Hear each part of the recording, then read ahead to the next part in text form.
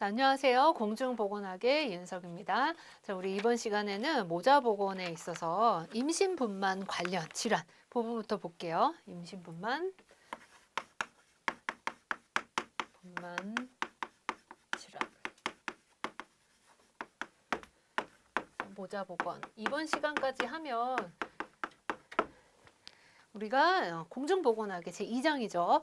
인구 모자보건까지 이제 정리를 하고 조금 더 이제 나갈 계획입니다.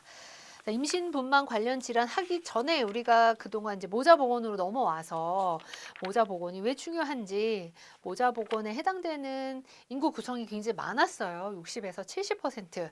그리고 또 취약계층이죠. 그리고 아동 같은 경우에는 질병이 이완이 되면 후유증이나 장애 이런 것들이 또 영구적으로도 남을 수가 있겠고요. 그리고 아동은 또 다음 세대의 인구 자질에 또 많은 영향을 미치기 때문에 중요하게 봐야 되고요. 지속적인 이런 건강관리나 예방 여러 가지 사업들을 펼쳤을 때 또 효과가 되게 크기 때문에 우리가 모자보건이 굉장히 중요하다라는 것들을 정리를 같이 했습니다. 그래서 여러 가지 쭉 내용을 보면서 우리가 임신부 보건관리까지 보고 이제 임신분만 관련 질환이 있는데요.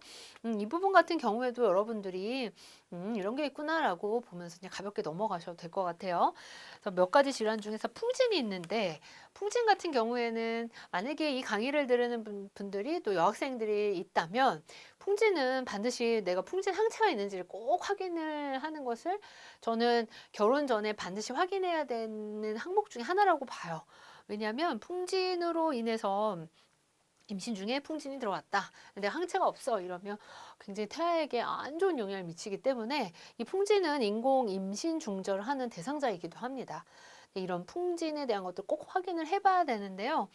여기도 설명에도 있죠. 경증의 바이러스 질환이지만 임신 초기 산모에게 감염이 되면 심각한 태아의 기형을 초래할 수 있기 때문이에요. 또 풍진이라는 것이 있고 임신성 당뇨가 있습니다. 임신성 당뇨.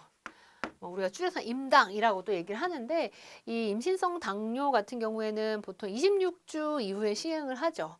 그러니까 한 7개월 차 이때 이제 보는데 검사를 하는데요. 임신 중에는 가장 우선적인 게 태아의 안녕 그리고 태아의 성장이에요.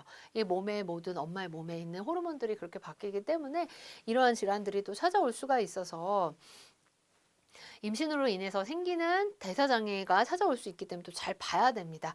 또 이게 잘 봐야 되는 이유가 이 임신 중독증이라고 하는 전자간증에 또 확률을 4배 이상 증가를 시키고 기형아 발생률이 뭐 3배, 감염 증가 뭐 등등 문제들을 일으키기 때문에 임신성 당뇨 검사 꼭 하는 검사죠.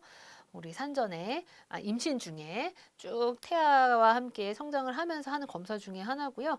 또 이제 파상풍이에요. 비위생적인 분만으로 인한 감염의 가능성 이런 것들이 또 관계가 되어져 있습니다. 우리 임신 중 예방 접종에 대한 것들 더 알아보기에 나와 있잖아요.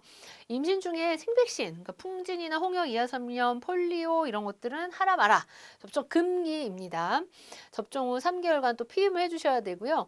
기타 백신은 생백신만큼의 큰 걱정은 없으나 별다른 이유가 없으면 접종하지 않도록 이렇게 권유를 하고 있고요. 비형 감염이나 파상풍 감염의 위험이 있을 때 또 신생아 감염 방지를 위해서는 또 접종이 가능하다. 태아에게 영향을 주지 않도록 하기 위한 이런 것들이 좀 포커스다라고 우리가 볼 수 있습니다. 그 밑에 조그만 글씨가 있죠. 조산, 사산, 유산의 원인 하면 여러 가지 질환들이 나와 있어요. 이런 질환들에 대한 것들 잘 관찰을 해주는 것이 건강하게 임신을 유지를 하고 또 분만을 할 수 있는 방법이다라고 볼 수 있습니다. 6번째, 우리나라의 모성 사망과 여성 사망에 대한 것들, 영아 사망이죠. 모성 사망과 영아 사망. 우리나라의 모성 사망과 영아 사망에 대한 내용을 이제 볼 건데요. 모성 사망의 개념. 모성 사망이라는 것은 임신, 분만, 산욕에 관계되는 질병 또는 임신 합병증 때문에 일어나는 사망입니다.